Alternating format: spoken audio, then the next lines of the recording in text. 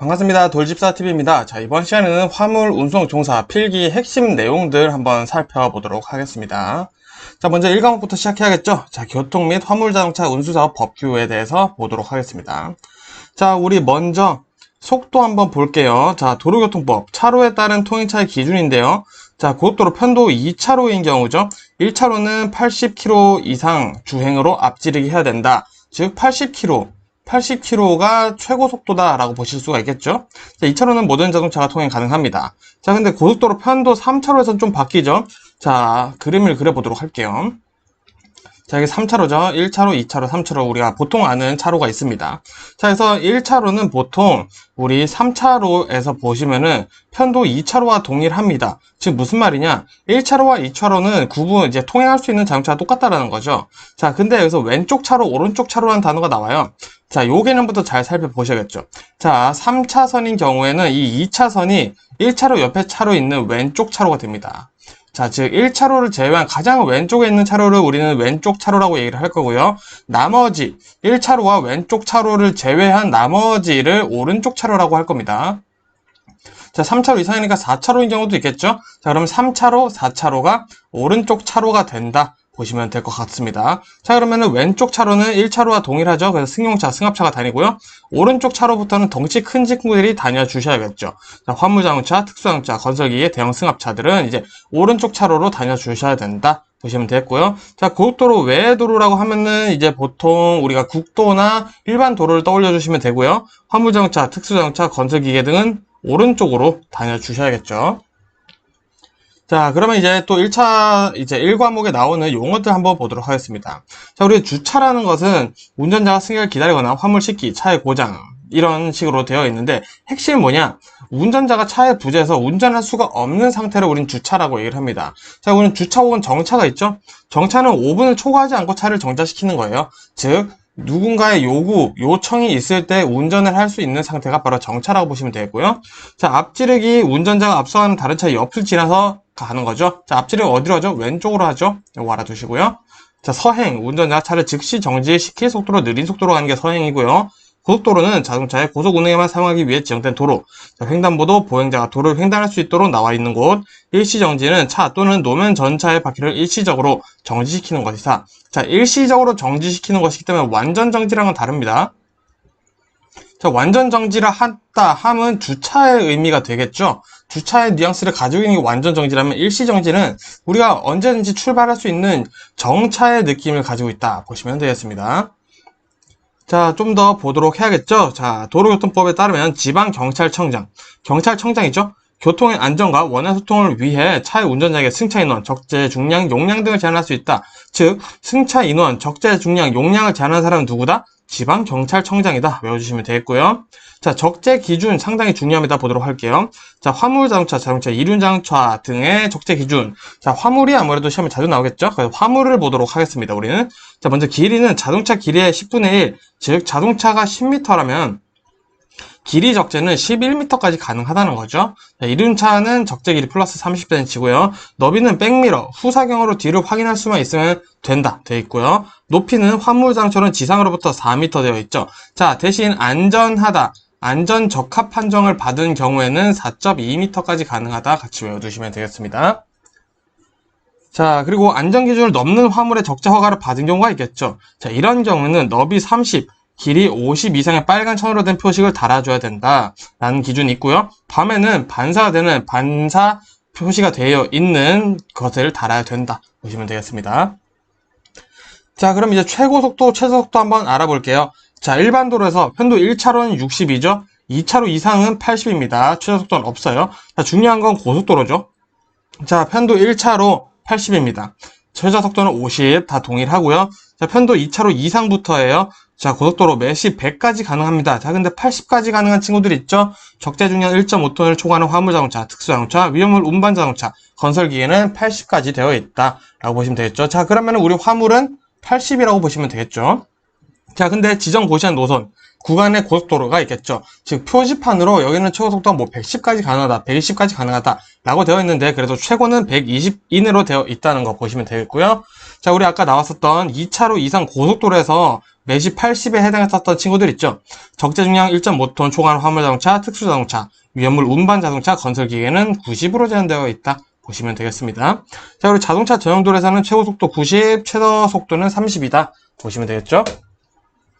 자, 그러면 제1종 대형 면허로 우리가 어떤 것들을 운전할 수 있는지 보겠습니다. 요게 시험에 나오기 때문에 봐야겠죠? 자, 먼저 승용자동차, 승합자동차, 화물자동차 되는데, 자, 우리가 헷갈리는 건 이제 건설기계랑 특수자동차란 말이죠. 건설기계 외우기 쉽습니다, 생각보다. 자, 덤프트럭, 아스팔트, 콘크리트. 요거 3개 외워줄게요. 자, 덤프트럭, 아스팔트 살포기, 또 뭐 아스팔트, 콘크리트 재생기, 이런 아스팔트란 단어 들어갔다. 그럼 무조건 대형 1종으로 할 수 있다는 뜻이고요. 콘크리트도 마찬가지죠. 펌프, 뭐 믹서 트레일러 이런 단어가 들어가 있다. 콘크리트란 단어가 들어가 있다. 1종 대형면으로 운전할 수 있다라는 거죠. 자, 그리고 추가로 뭐 노상 안전기, 천공기, 그리고 도로 보수 트럭도 가능하다. 이렇게 외워주시면 될 것 같습니다. 자, 그러면 이제 비눈 등 악천후식 감속 운행 기준 보겠습니다. 감속 운행은 두 가지인데요. 최고 속도 20% 감속과 최고 속도 50% 감속이 있습니다. 자, 20%는 비가 내려서 노면이 젖어 있는 경우, 눈이 20mm, 2cm죠? 2cm 미만 쌓인 경우는 최고 속도 20% 감속을 한다. 자, 그럼 최고 속도 50%는 폭우, 폭설, 안개 등으로 가시거리가 100m 있는 경우. 자, 핵심은 이거죠. 가시거리가 100m 이내라면 무조건 50% 감속을 해야 된다는 거고요. 자, 노면이 얼어 있거나 눈이 20mm, 2cm 이상 쌓인 경우는 최고 속도 50% 감속을 해야 된다. 자, 이게 무슨 말이냐?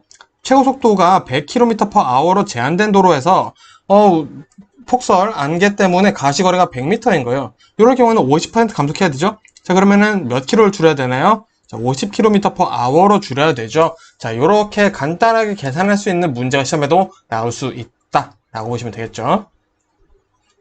자, 그러면 다음엔 통행의 우선순위 보겠습니다. 자, 가장 최고는 긴급자동차죠. 자, 순서 볼게요. 긴급자동차. 긴급자동차를 제외한 일반 자동차. 자, 일반 자동차. 자, 그 다음에 이륜차. 자, 그 다음에 건설기계. 자, 이 순서로 간다. 건설기계.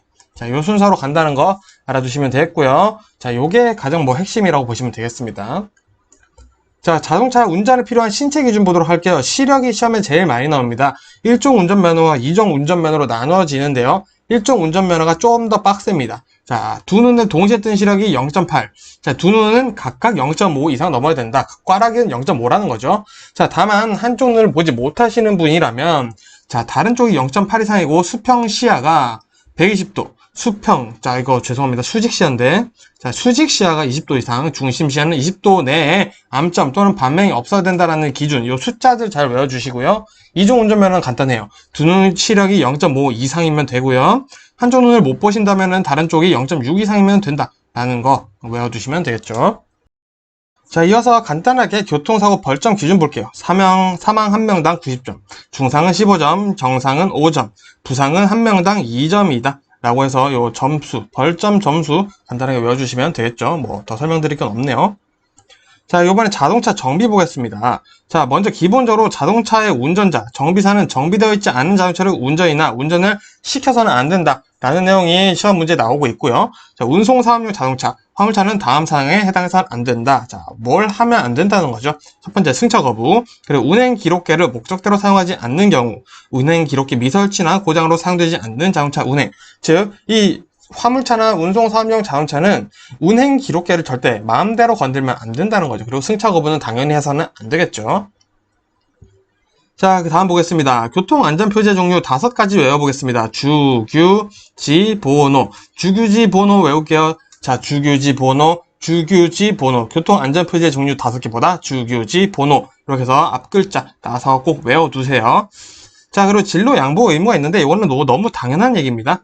자, 운전자는 뒤에서 따라오는 차보다 느린 속도로 가르는 경우 도로의 우측 가장자리를 피하여 진로를 양보한다. 자, 왜? 앞지르기는 어디로 하죠? 왼쪽으로 가죠? 그래서 뒤에 있는 차가 앞지르기를 할 수 있게 오른쪽으로 양보를 하면은 뒤에 있는 차가 앞지르기를 왼쪽으로 할 수 있게끔 도와준다 라는 거고요.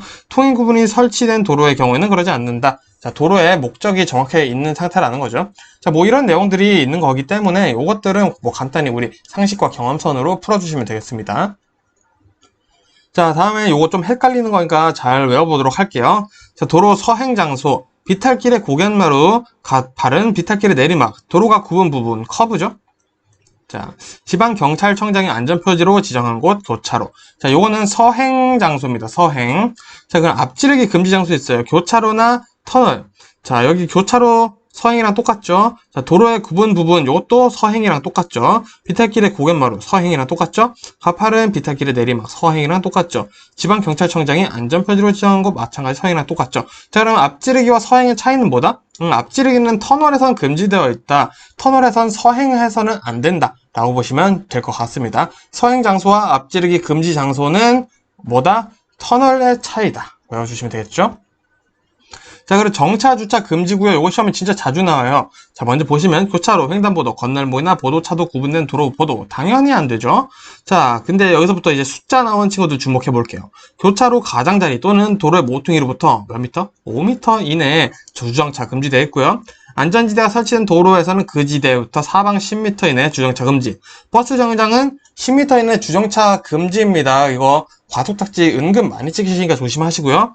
자, 건널목의 가장자리 또는 횡단보도로부터 몇 미터? 10m 이내다. 자, 그래서 횡단보도 있는지도 여러분들 잘 파악해 주셔야 돼요. 그래서 소방용수시설, 비상소화장치, 소방시설은 5m다. 자, 그래서 소방은 무조건 5m. 요거라도 꼭 외워두시고 시험 보러 가세요. 자, 이어서 우리 아까 1종 대형면허로 봤었는데 1종 보통이랑 2종 보통 간단하게 차이만 좀 보도록 할게요. 자, 1종 보통 같은 경우는 승차 정원 15인 이하인 승합차가 가능한데 2종 보통으로는 10인 이하의 승합차가 가능하다라는 거 일단 뭐 요거 정도 차이만 알아두시면 좋을 것 같아서 제가 이거는 굳이 넣어봤습니다. 자, 그리고 끝으로 운전면허 결격 사유 한번 보도록 할게요. 자, 음주운전 3회 이상 사고 시 면허 취소 3년간 운전면허 취소 금지고요. 운전면허 효력이 정지된 기간 운전하다 취소가 또 됐어요. 또 걸린 거죠. 그럼 1년 동안 운전면허 취득 정지고요. 자, 무면허 운전으로 사람을 살해한 후 발생 후 사후 조치 규정 위반 시 5년간 운전면허 받을 수 없고요. 자, 운전면허 효력이 정지된 기간 동안 운전면허 당연히 받을 수 없죠. 자, 중요한 건 요겁니다. 면허 취소 벌점 및 누산 점수죠. 자, 1년 안에 121점이다. 2년 안에 201점이다. 3년 안에 271점 이상이다. 그럼 면허 취소된다. 라고 요 숫자 잘 외워주시면 좋을 것 같습니다. 자, 이렇게 해서 1과목은 첫 번째 영상 여기서 마무리하고요. 전 다음 1과목 영상으로 또 인사드리겠습니다. 고생 많으셨습니다. 반갑습니다. 돌집사TV입니다. 자, 이번 시간에도 1과목 이어서 보도록 하겠습니다. 이번 시간에는 내용이 조금 많아요. 자, 첫 번째, 교통사고 중 과속사고에 해당하는 경우다. 자, 이렇게 보시면 지금 내용이 굉장히 많죠. 자, 가장 중요한 거 말씀드릴게요. 자, 과속사고는 20km/h를 초과한 시점부터 과속사고라는 판단 기준이 된다. 라는 거, 그것만 알아두시면 되겠습니다. 진짜 간단해요. 이것만 알아두시면 돼요. 자, 그 다음에는 이제 도주사고인데요. 도주사고 왜 이렇게 많아요? 자, 근데 제가 뉘앙스를 잡아드리겠습니다. 여기에 9가지 공통점이 있습니다. 첫 번째, 후속조치. 자, 그리고 연락처입니다. 요 2가지 개념만 잘 잡으시면 도주사고 문제 무조건 푸세요. 자, 먼저 후속조치는 뭐냐? 후속조치는 일단 사상자가 발생했으면 내가 병원에 신고를 하거나 119에 신고를 하는 거겠죠. 자, 내가 하거나 후속조치는 제3자가 해도 가능하다. 자, 제3자는 누구냐? 목격자가 해도 되고요. 경찰이 해도 되고요.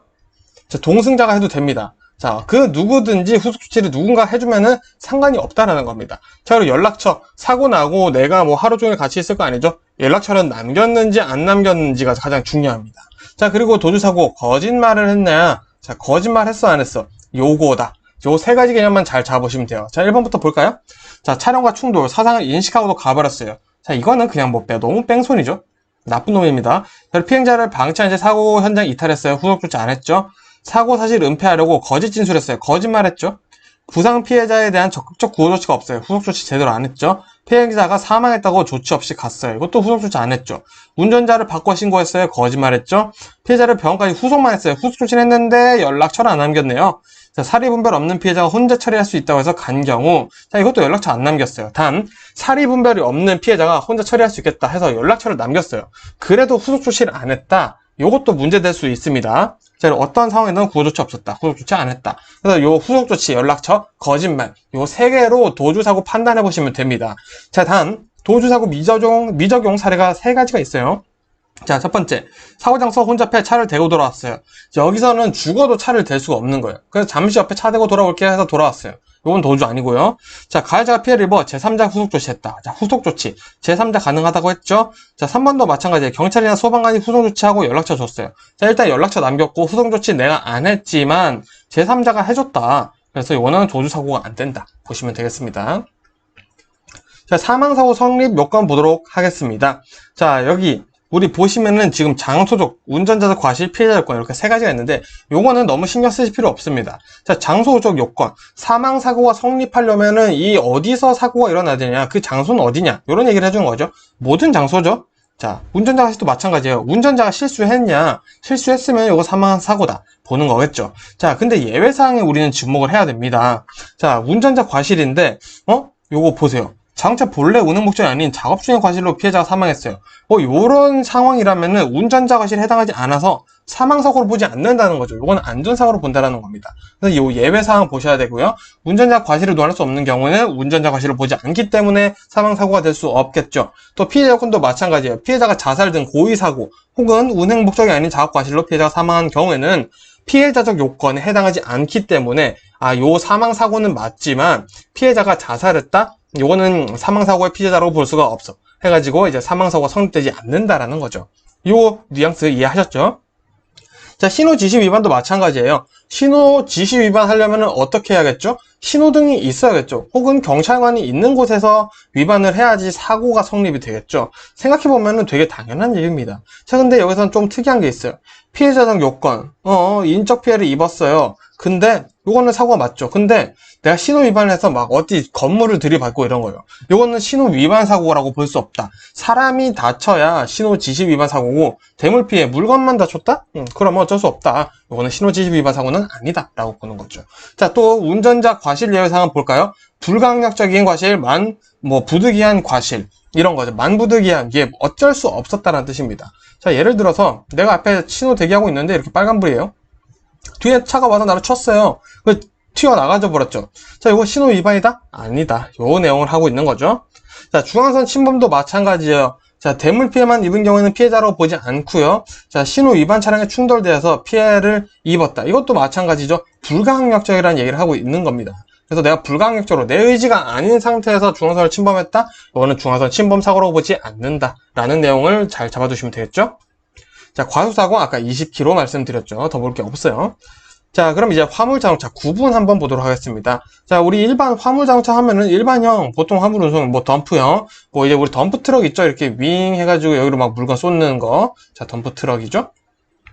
배념, 지붕에 덮개가 있어요. 자, 특수용도형, 청소차, 살수차, 소방차, 냉장, 냉동차, 곡물, 사료, 운반차가 특수자동차 용도형인데, 자, 문제는 특수자동차랑 용도형이랑 많이 헷갈리더라 이겁니다. 자, 특수자동차만 확실하게 외워놓을게요. 견인차, 군안차, 특수용도차. 요 세 가지밖에 없겠죠. 자, 특수용도차는 뭐가 있다? 고소작업차, 고가 사다리 소방차, 고가 크레인, 오가 크레인. 자, 이런 거 딱 봐도, 야, 이거 이름 너무 특이한데? 이런 친구들 있죠. 그럼 특수용도형. 특수용도형은 특수자동차에 들어간다. 라고 보시면 되겠죠. 자, 그래서 여기 특수용도형이라고 되어 있는데, 지금 여기서는 화물자동차의 특수용도형을 얘기를 하는 거고요. 특수자동차에도 특수용도형이 있는 겁니다. 이거 헷갈리시면 안 돼요. 자, 화물자동차 운송사 운임 및 요금사항 신고 보겠습니다. 자, 뭐 신고해야 되냐? 원가계산서, 운임 요금표, 운임 및 요금의 신고 대비표. 자, 요거는 요금이 변경되는 경우 신고를 해줘야 된다. 보시면 되겠고요. 자, 이렇게 운송사업자는 운임 및 요금을 미리 정해요. 누구? 국토교통부 장관에게 신고해야 된다. 자, 요거 누구한테 신고하는지 알아주셔야겠죠? 국토교통부 장관에게 운임 및 요금을 신고한다. 보시면 되겠죠? 자, 또 법규가 좀 더 있죠. 화물자동차 운수사업 법령에서 규정하는 운수 종사자의 준수사항. 길어 보이죠? 생각해보면 간단한 거예요. 부당한 운임 요금 요구하면 안 되겠죠? 정당한 사유 없이 화물 운송 거부하면 안 됩니다. 사유가 있으면 되겠죠? 자, 정당한 사유 없이 화물을 중도에 하차시키면 당연히 안 되겠죠? 읽어보니까 너무 당연한 내용이죠? 자, 그리고 화물 자동차 운송 사업의 허가 사항 변경 신고의 대상입니다. 이름이 벌써 길어요. 자, 근데 요거 시험에 은근 자주 나와요. 상호 변경, 대표자 변경, 화물 취급소의 설치 또는 폐지, 화물 자동차 대표차, 주사무소 영업 및 화물 취급소에 이전하는 경우에는 뭐다? 허가사항 변경 신고다. 허가를 받아야 되는 사항들인데 요거 제가 변경을 합니다. 그래서 요거는 제가 신고드려요. 요 얘기를 하고 있다는 거죠. 자, 또 이어서 볼게요. 자가용 화물차를 사업용 화물자동차로 변경하고 싶어요. 누구한테 신고한다? 시도지사에게 신고한다. 자, 자가용 화물자동차를 그럼 허가를 가능한 사유가 있겠죠. 누구나 할 수 있는 건 아니에요. 자, 근데 요것 중에서도 이제 상황을 보자. 이런 겁니다. 자, 천재지변 같은 비상사태, 사업용 화물차나 철도 등 화물 운송수단이 불가용한 경우, 전쟁, 전시 뭐 이렇게 될 수 있겠죠? 자, 영농조합법인이 그 사업을 위하여 화물장차를 직접 소유 운영한 경우, 영농조합법인은 자가용 화물차로 사업을 해도 되는구나 보시면 되겠죠? 자, 자가용 화물자동차 사용의 제한 또는 금지 보겠습니다. 자, 자가용 화물자동차 사용하여 운송사업을 경영한 경우, 자, 단 여기 위에 세 가지에 해당한다면 상관이 없다는 거고요. 유상 운송 허가 사유에 해당되는 경우이지만 화물 자동차를 유상으로 운송해 제공하거나 임대한 경우. 자, 이거 무슨 말이냐? 자, 아까 영농조합법인이 화물 자동차를 소유하거나 운영하는 건 상관없댔죠.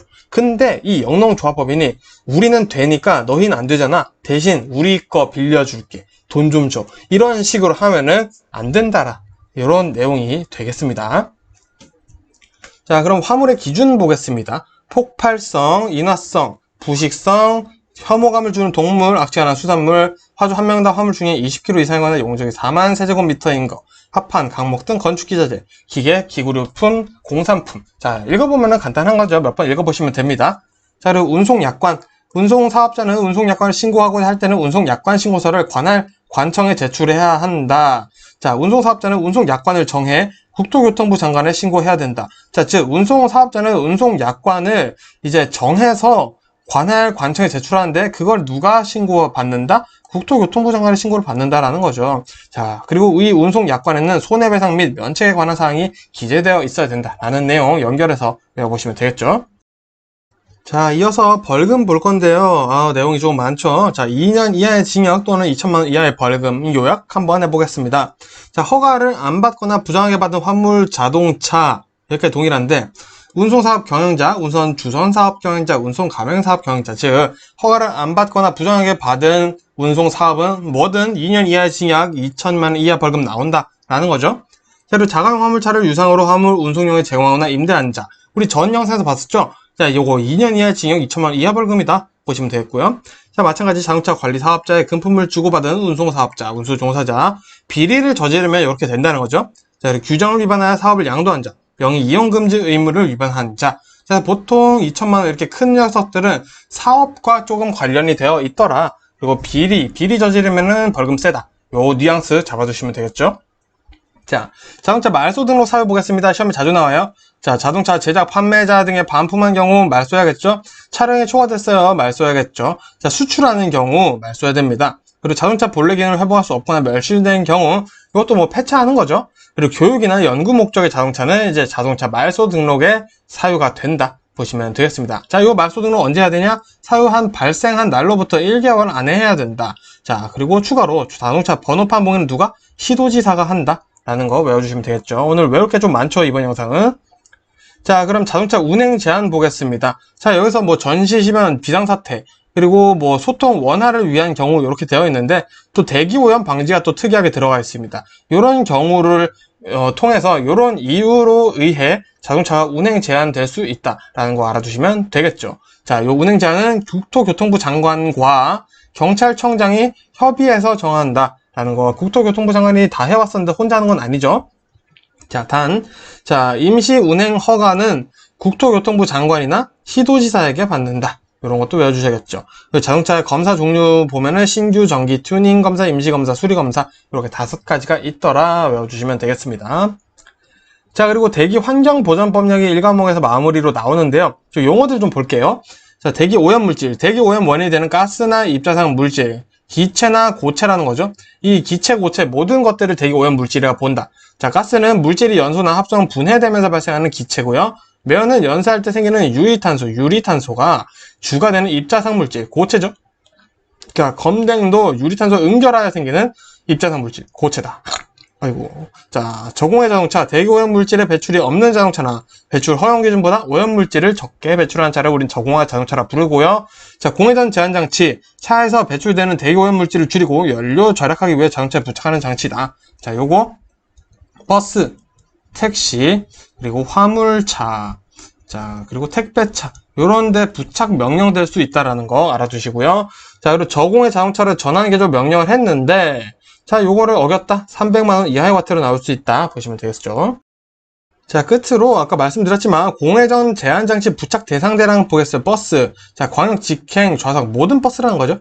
그리고 일반 택시 하시는 분들, 그리고 버스 운송 사업에 사용되는 자동차, 이것도 마찬가지죠. 그리고 화물 자동차, 자, 최대 적재량이 1톤 이하인 배영 자동차, 택배차 이런 것들이 해당한다 보시면 되겠고요. 자, 원동기 가동 제한 위반 시 처벌은 무조건 다 5만 원이다. 그냥 요거 알아두세요. 그냥 원동기 관련된 벌금, 가동 제한 벌금 나왔다. 그냥 5만 원이다. 요거만 외우시면 돼요. 이해하실 필요 없습니다. 우리 시험 풀기 위해서 공부를 하고 있는 거기 때문에 그러시면 보고요.